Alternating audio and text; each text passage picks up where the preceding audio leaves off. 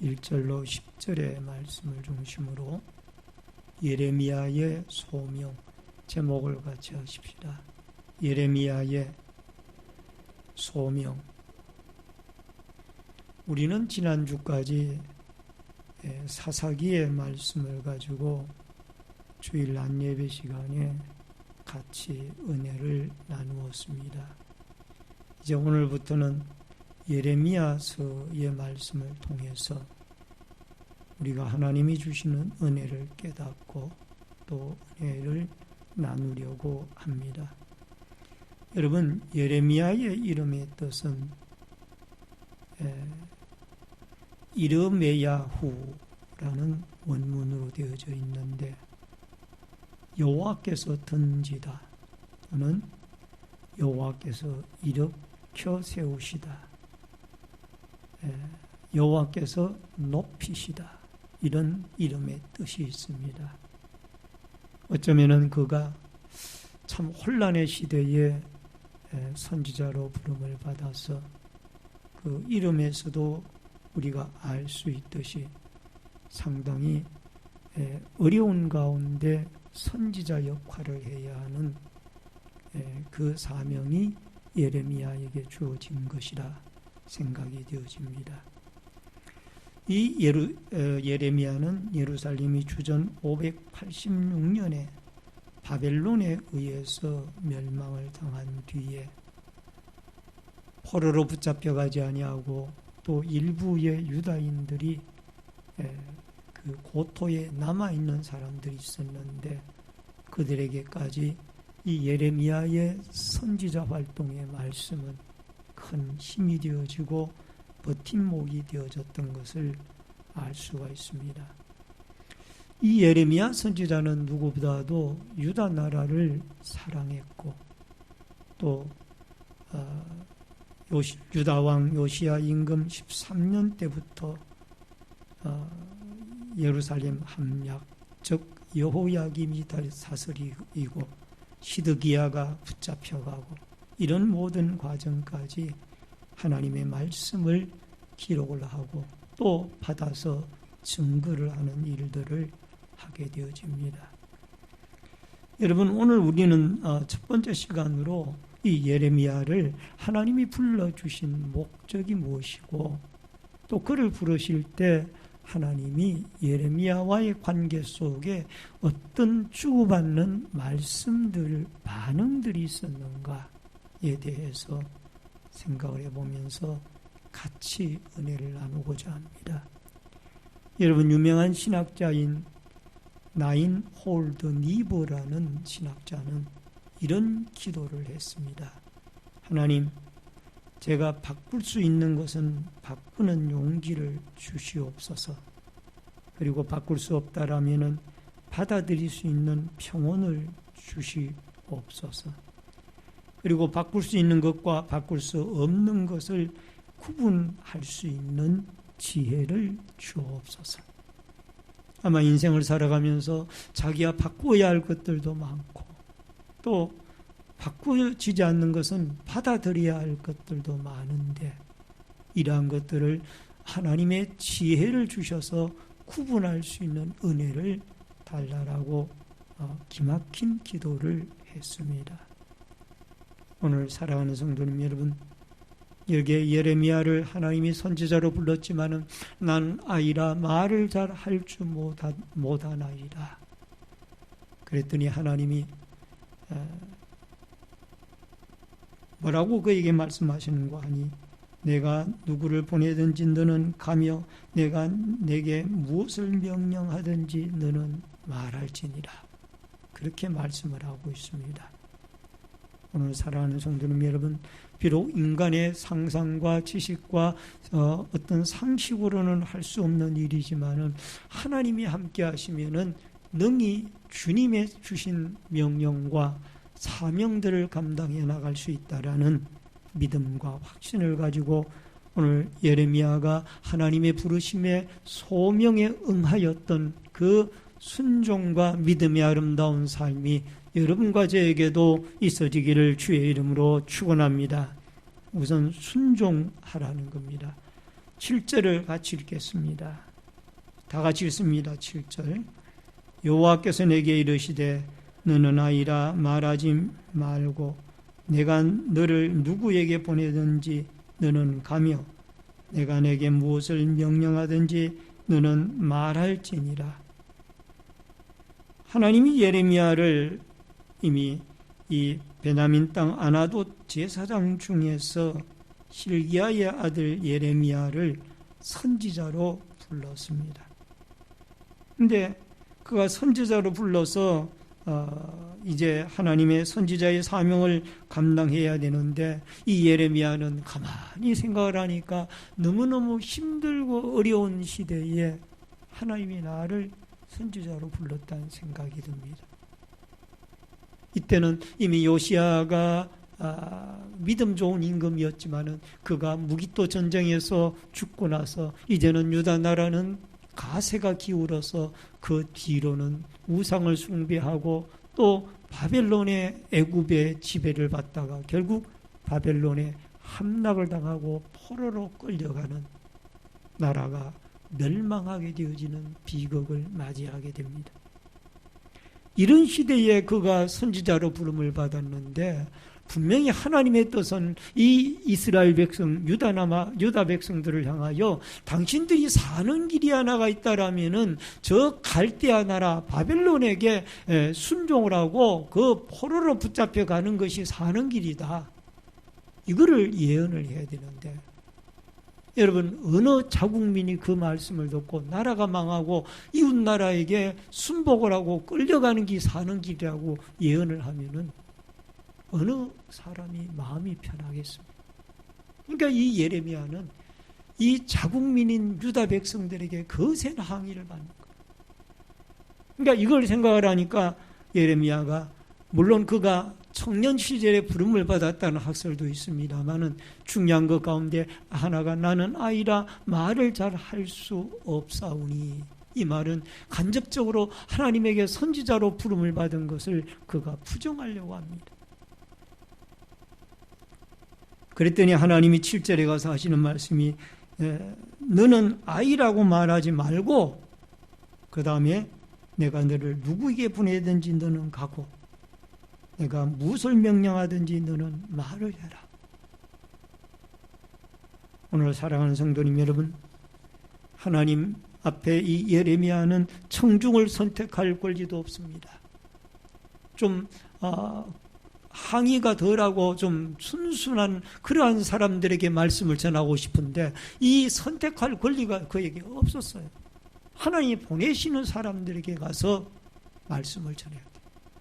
그 말씀도 자기가 쉬운 말 또 듣기 좋은 말만 전하고자 하는 마음이 인간적으로는 있지만은 그러나 하나님이 그에게 명령하시는 그 말, 자기가 말하고 싶은 말을 말하는 것이 아니라 하나님이 명령하는 말을 그가 말을 해야 되는데 그 명령하는 대표적인 말이 뭔가 하니 수없이 많지만은 갈대아 나라에 순복해라고 말해요. 이게 사는 길이다. 이게 이스라엘 백성들의 남아있는 유다 백성들에게는 너무너무 받아들이기 어려운 말씀. 그래서 예레미야는 눈물의 선지자예요. 때로는 감옥에 갇히기도 하고요. 그가 많은 고통과 어려움 중에 이 선지자의 사명을 감당을 하게 됩니다. 출애굽기 4장 10절에 보면은 모세가 여호와께 아뢰되 오 주여 나는 본래 말을 잘하지 못하는 자니이다. 주께서 주의 종에게 명령하신 후에도 역시 그러하니 나는 입이 뻣뻣하고 혀가 둔한 자니이다. 하나님 80세에 모세를 호렙산 기슭에서 그를 출애굽의 사명을 위하여 그를 지도자로 불렀습니다. 모세가 하나님께 말을 합니다. 하나님 저는 입이 뻣뻣하고 말이 둔한 자라 저 애굽 사람들을 구출해내는데 저는 적합한 사람이 아닌 것 같습니다. 그러나 하나님께서는 모세에게 뭐라고 말합니까? 야 모세야, 너에게 말 잘하는 너의 형 변호인인 이 아론을 붙여줄 테니까 아론이 너가 말하면은 아론이 그 말을 백성들에게 다 전할 것이다. 임금에게 전할 것이다. 그래서 아론을 그에게 붙여주어서 결국 이 모세는 이 출애굽의 대사명을 가지고 이스라엘의 지도자로서 애굽으로 나아가서 10가지 재앙을 일으키고 나중에 홍해바다의 기적을 하나님의 능력으로 체험하면서 백성들을 이 가나안 땅으로 이끌어내는 이 출애굽의 역사에 그가 쓰임을 받는 모습을 보게 되어집니다. 여러분, 우리는 하나님의 말씀을 감하거나 더하지 말고 아무리 우리는 형편을 봐가지고 말씀을 하는 것이 아니라 형편이 어떻든지 간에 하나님이 원하는 그 말씀을 그 자리에서 할 수 있는, 이 시대에 할 수 있는 사람이 되어져야 될 줄로 믿습니다. 누가복음 19장 40절에 대답하여 이르시되 내가 너에게 말하노니 만일 이 사람들이 침묵하면 돌들이 소리 지르리라 하시니라. 여러분, 상황이 어렵고 힘들다라고 우리가 입을 다물고 말을 하지 아니하고 하나님을 찬양하지 않는다라면은, 여러분, 하나님은 돌들의 입을 열어서 그들로 하여금 하나님을 찬양하도록 역사하신다라는 것. 에스더서 4장에 보면은 13절로 14절에 모르드게가 그를 시켜 에스더에게 회답하되 너는 왕궁에 있으니 모든 유다인 중에서 홀로 목숨을 건지리라고 리라 생각하지 말라. 이때에 내가 만일 잠잠하여 말이 없으면 유다인은 다른 데로 말미암아 노임과 구원을 받으려니와 너와 내 아버지 집은 멸망하리라. 내가 왕후의 자리를 얻은 것이 이때를 위함이 아닌지 누가 알겠느냐 하니. 여러분, 하만의 관계로 말미암아 유다 백성들이 이 아하수에로 왕 임금 페르시아 시대 때에 이제 죽음의 측면에 놓여 있었습니다. 그때 모르드게가 이 에스더, 왕비였던 에스더에게 편지를 씁니다.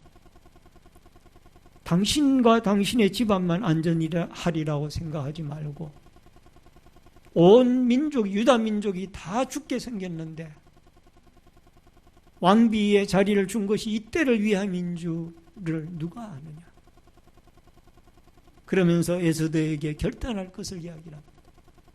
에스더는 3일 동안 그 모르드게에게 편지를 써서 모든 유다인들이 3일 동안 에스더를 위하여 기도하라. 금식 기도를 한 후에 죽으면 죽으리라 하고 임금에게 나아갑니다. 그 당시 이 아하수에로 임금 시대에 어떤 그 풍습이, 왕비가 임금이 부르지 아니한데 나아가게 되어졌을 때 그 금지팡이를 내밀지 아니하면 그 왕비는 죽게 되어져 있었습니다. 금식을 하고 하나님 앞에 나아가고 이 임금님 앞에 나아갔더니 임금님이 금지팡이를 내밀고 그 에스더의 소청을 들어주어서 결국 모든 유다인들이 살아나게 되어지는 것을 부림절이라는 절기로 지키고 있다는 것. 여러분, 오늘날 주의 일을 이루어 나가는데 여러분, 순종하지 아니하는 한 사람으로 말미암아, 두 사람으로 말미암아, 몇 사람으로 말미암아 주의 일이 막히는 것이 아니라, 여러분, 그 사람들이 순종하지 아니하면 하나님은 또 다른 사람을 순종시켜서 주의 하나님의 위대한 역사의 그 물줄기는 흘러가고 일은 이루어져 가게 되어져 있는 줄로 믿습니다. 따라하십니다. 하나님 앞에 순종하는 선한 사람을 통하여 하나님의 역사를 이루십니다. 사람에게는 이 길이 막히면 방법이 없다라고 생각이 되는데 하나님은 이 길이 막히면 저 길을 또 뚫습니다. 이게 하나님의 역사예요. 여러분, 이스라엘 백성들이 출애굽을 할 때에 삼면이 다 막히고 이제는 꼼짝없이 죽었다라고 생각했지만 하나님이 시푸른 홍해바다의 길을 열잖아요. 이건 하나님이 하시는 일이에요. 그러므로 하나님의 이 위대한 역사 앞에 여러분과 제가 순종함으로 아름답게 쓰임을 받는 은혜의 역사들이 있어지기를 주의 이름으로 축원합니다. 크게 두 번째로 두려워하지 말라는 겁니다. 8절 말씀을 같이 읽겠습니다. 다 같이 읽습니다. 너는 그들 때문에 두려워하지 말라. 내가 너와 함께하여 너를 구원하리라. 나 여호와의 말이니라 하시고. 여러분, 예레미야는 두려웠습니다. 왜? 그가 두려운 이유 가운데 하나는 자기가 복음을 전해야 하는 대상이 이 유다 사람들이고, 또 더 나아가서 복음을 전해야 하는 내용이 유다가 망한다는 거예요. 이 내용을 이 사람들에게 전해야 되는데, 이거는 뭐 생각해보나 마나 엄청나게 참 힘든 일입니다. 나라가 잘 되고 당신의 집안이 잘 될 것입니다, 이런 말은 아무나 다 하기가 좋습니다. 그러나 당신이 이 바벨론 나라에 항복하지 아니하면은 당신의 나라와 집안이, 공동체가 망합니다. 이 이야기를 누가 하기 좋겠습니까? 그러니까 두려운 마음이 이 예레미야에게 있었습니다. 그때 하나님이 이 8절의 말씀에 보니까 너는 그들 때문에 두려워하지 말라. 여기에 그들은 아마도 이 유다 백성들이었던 것 같습니다. 우리가 열왕기의 말씀을 보면 알지만은, 여러분, 이 유다 나라가 망하여 져갈 때에 바벨론에 항복을 하겠다 안 하겠다는 사람은 일부가 또 애굽으로 도망가기도 하고, 여러분, 엄청난 혼란의 날들이 그게 있게 되잖아요. 하나님 앞에 두려워하지 말라. 왜? 내가 너와 함께하고 너를 건져내겠다. 심지어는 그가 올바른 하나님의 말씀을 예언하다가, 여러분, 그가 감옥에, 왕 시위대 뜰 감옥에 갇힙니다.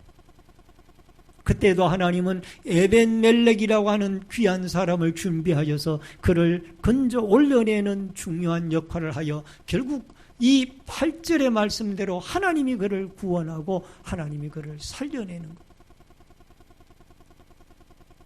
오늘 사랑하는 성도님 여러분, 우리는 미래에 실패할 것을 두려워하고 오늘 믿음으로 살아가는 것을 중단하지 마십시오. 미래는 하나님이 책임져 주시고, 오늘 하루하루를 여러분과 저는 믿음으로 살아가게 되어질 때 하나님이 우리를 도우시고 하나님이 우리를 이끌어 주시는 축복의 역사로 이어져 가게 되어질 줄로 믿습니다. 여러분, 신구약 성경에 두려워하지 말란 말이 366번이 나옵니다. 하루에 한 번 이상 하나님은 아무개야, 아무개 성도님아, 두려워하지 말라. 내가 너와 함께한다. 이 말씀을 하시고, 두려워하지 마. 미국의 엘라베마주에 엔터프라이즈라는 마을이 있었습니다. 거기에는 곤충 기념비가 세워져 있습니다. 이 곤충 기념비가 세워진 까닭은, 이 엘라베마주는 원래 목화밭으로 유명한 지역이었습니다. 1865년경에는 이 엘라바마주 전체가 목화를 심을 정도로 목화의 주산지였습니다. 그런데 오로지 목화만 심고 그 목화를 따서 부자가 된 주인데, 어느 해에서부터인가 거기에 이상한 벌레가 생겨났습니다. 이 바구미라는 벌레가 생겨서 온통 다 이 목화의 잎들과 이 목화나무를 먹어버리는 겁니다. 농사를 지을 수가 없었습니다. 이것 때문에 고민을 하고 있을 때에 카브라고 하는 박사가 연구를 많이 했습니다. 이렇게 벌레 때문에 어찌할 수가 없으니 이제 땅속으로 들어가는 농사를 지을 수밖에 없겠구나 하고, 땅속으로 들어가는 농사인 땅콩 농사를 시작했습니다. 근데 그 땅콩 농사로 크게 성공을 거두었습니다. 미국의 전직 대통령이었던 지미 카터 대통령도 땅콩으로 농사를 지었던, 그래서 대통령이 되었던 분이었습니다. 그리고 그 마을 사람들이 땅콩으로 농사를 지어서 이 대성공을 거둔 후에 바구미 벌레가 공로자다. 우리가 바구미 벌레가 없었으면 우리가 이 땅콩 농사를 생각도 못했을 텐데, 우리가 이 땅콩 농사로 이렇게 이 엘라바마주가 이 부유하게 되어진 것은 바구미 덕분이다. 그래서 이 바구미 벌레가 공로자라고 해서 기념비를, 곤충 기념비를 세우게 되어졌다고 합니다. 여러분, 바구미가 무서워가지고 그들이 모든 걸 다 포기했다라면은 오늘날 알라바마주의 그 땅콩 농사는 있을 수가 없었을 겁니다. 여러분, 얼마 전에 피겨 스케이팅 선수에서 은퇴를 한 피겨 여왕 김연아 선수가 이런 말을 했습니다. 저는 한 동작을 익히기 위해서 10,000번을 연습을 합니다. 여러분, 김연아 선수의 그 트리폴리라는 그 동작이 그 회전하는 모습이 참으로 아름답지 않습니까? 근데 그 동작 하나를 익히기 위하여 10,000번을 넘어질 것 두려워하지 아니하고 10,000번을 연습을 한다는 거예요. 노벨 문학 수상 작가 가운데 조지 버나드 쇼라는 분이 계십니다. 그분이 어느 날 그의 아내가 그의 작품을 읽어보고 이렇게 말했다고 합니다. 여보, 이거 완전히 쓰레기예요. 그랬더니 이 버나드 쇼가 대답하기를, 지금은 쓰레기가 맞소. 그러나 7번째 교정된 원고가 나올 때에는 다를 것이오. 그래서 7번 교정을 한 그 원고가 결국 노벨 문학상을 타게 되어지는 아름다운 열매를 맺게 되어졌다고 합니다. 여러분, 교정이 무서워서, 또 벌레가 무서워서, 넘어질 것이 무서워서 우리가 앞으로 전진해 나가지 못한다면 우리는 아무것도 할 수가 없습니다. 전능자 하나님이 우리와 함께 하신다라는 이 믿음의 확신을 가지고 실패해도 또 일어나고 넘어져도 또 일어나고, 우리는 하나님이 우리를 통하여 계획하신 그 비전을 이룰 때까지 우리는 전진하고 또 일어서는 이 오뚜기의 신앙으로 여러분과 제가 무장할 수 있기를 주의 이름으로 축원합니다. 이사야서 41장 10절에 두려워하지 말라, 내가 너와 함께함이라. 놀라지 말라, 나는 내 하나님이 됨이라. 내가 너를 굳세게 하리라. 참으로 너를 도와주리라. 참으로 나의 의로운 오른손으로 너를 붙들리라. 사랑하는 성도님 여러분, 우리가 넘어지면 하나님은 그 넘어진 우리를 그냥 두고 보고 계시는 분이 아닙니다. 다시 붙들어 주시고 일으켜 세워 주시는 분이 여호와 하나님이신 줄로 믿습니다. 여러분, 우리가 어떤 환경에 놓여 있든지, 돈이나 명예나 조건이나 건강이나 사람이나 이 모든 것을 잃어버렸다 할지라도 우리는 하나님만 우리와 함께 해주시면 다시 일어설 수 있다라는 믿음과 확신을 가지고 이 코로나19 시대의 어려운 시대 속에서도 다시 한번 일어설 수 있는 회복의 아름다운 미래를 꿈꾸며 전진해 나아갈 수 있기를, 전능자 하나님이 함께 하심을 믿고 앞을 향하여 전진해 나아갈 수 있기를 주의 이름으로 축원합니다. 마지막 세 번째로 말씀에 충만하라는 겁니다. 9절을 같이 읽습니다. 여러분, 9절 말씀을 같이 읽겠습니다. 여호와께서 그의 손을 내밀어 내 입에 대시며 여호와께서 내게 이르시되 보라, 내가 내 말을 내 입에 두었노라. 여러분, 예레미야가 두려워하고 걱정할 때 하나님이 함께 하시겠다라고 말씀하셨고, 그 다음에 하시는 말씀이 너의 입에다가 내가 말씀을 넣어두다. 예레미야가 무슨 말을 해야 할지를 하나님께서 직접적으로 그 예레미야의 입술 속에 넣어주셨다라는 겁니다. 신명기 18장 18절에 내가 그들의 형제 중에서 너와 같은 선지자 하나를 그들을 위하여 일으키고 내 말을 그 입에 두리니 라는 말씀이 나옵니다. 히브리서 4장 12절에 보니까 하나님의 말씀은 살아있고 활력이 있어 좌우의 날선 어떤 검보다도 예리하여 혼과 영과 및 관절과 골수를 찔러 쪼개기까지 하며 또 마음의 생각과 뜻을 판단하나니. 하나님은 우리에게 필요적절한 말씀을 우리의 입술 속에 넣어주시고 마음 속에 넣어주시고 생각 속에 넣어주십니다. 시편 119편 103절에 보니까 주의 말씀이 맛이 어찌긴 내게 그리 단지요 내 입에 꿀보다 더 다니이다. 하나님의 말씀을 사모하고 그 말씀을 읽고 듣고 생명과 같이 귀중히 여기게 되어질 때 말씀이 우리의 힘이 되어지고 또 그 말씀이 꿀송이보다도 더 달고 오묘한 말씀으로 우리의 삶을 세워갈 줄로 믿습니다. 사랑의 원자탄으로 유명한 손양원 목사님이 심호하는 여수 애양원 교회에 어느 목사님이 사경회를 인도하러 가셨습니다. 예배 전에 찬송을 부르는데 얼마나 열심히 찬송을 하는지 손양원 목사님의 피가 흐르는구나 라고 생각을 했습니다. 그런데 어떤 청년 하나가 맨 앞줄에 앉아서 얼굴을 성경에 파묻고 졸고 있었습니다. 조는 정도가 아니라 아예 자고 있었습니다. 얼마나 피곤하면 저럴까 하며 이해를 하려고 했지만 예배 시간 내내 조는 것을 보고 마음이 아팠습니다. 예배가 끝나자 목사님이 그 청년에 대해서 이야기를 꺼냈습니다. 그렇지 않아도 이상하게 생각했던 터라 그 연유를 물었습니다. 담임 목사님은 그 청년에 대하여 말씀해 주셨습니다. 청년은 독실한 기독교 가정에서 태어나서 기독교 대학에 진학을 하였고 다니던 중 세상길로 나아가게 되었습니다. 그러던 중 나병이 걸리게 되었고 이곳에 오게 되었는데 이제 눈이 멀고 손가락이 문드러졌다라는 것입니다. 그러나 그는 그러한 고난을 통해서 회개를 하게 되었습니다. 눈으로 성경을 볼 수가 없어서 점자를 배웠지만 손까지 감각이 없어서 읽을 수가 없었던 것입니다.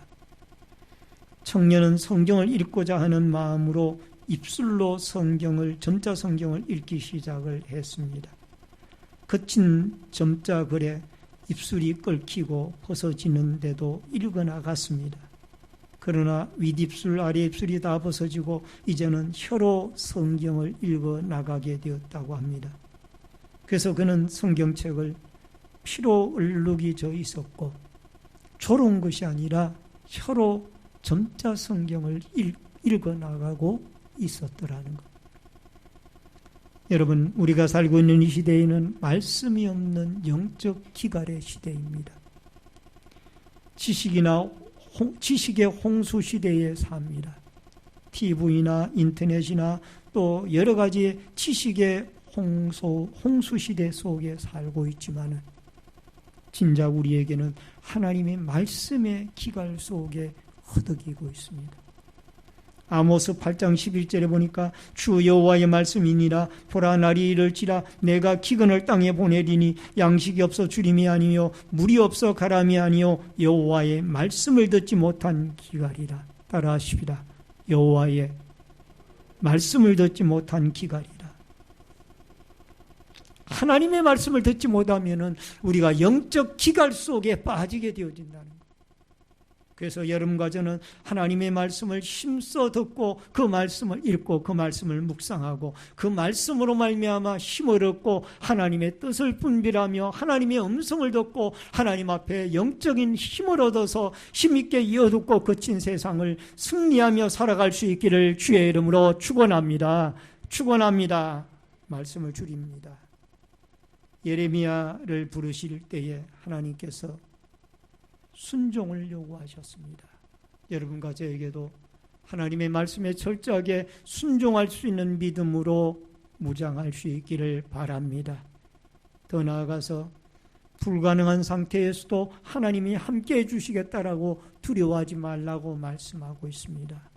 두려워하지 말고 늘 하나님이 우리와 함께 하심을 믿고 거룩한 백성이요 믿음에 구별된 사람들로 하나님 앞에 오늘도 믿음의 힘찬 발걸음을 내딛고 또 한 주간을 승리하며 살아갈 수 있기를 주의 이름으로 축원합니다.